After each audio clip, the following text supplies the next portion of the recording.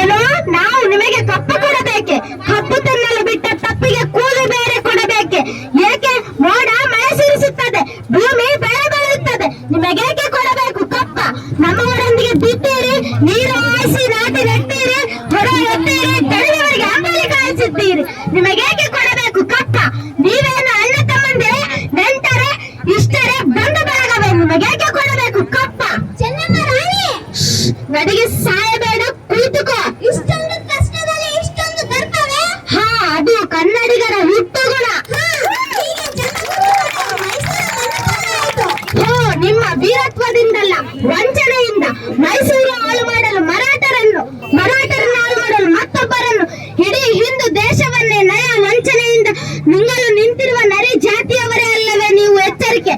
ಕಿತ್ತೂರು ರಾಣಿ ಚೆನ್ನಮ್ಮನವರ ಎದುರಿಗೆ ಕಪ್ಪ ಕೇಳುವವನು ನಾಲಿಗೆ ಸೀಳುವೆ. ಧನ್ಯವಾದಗಳು.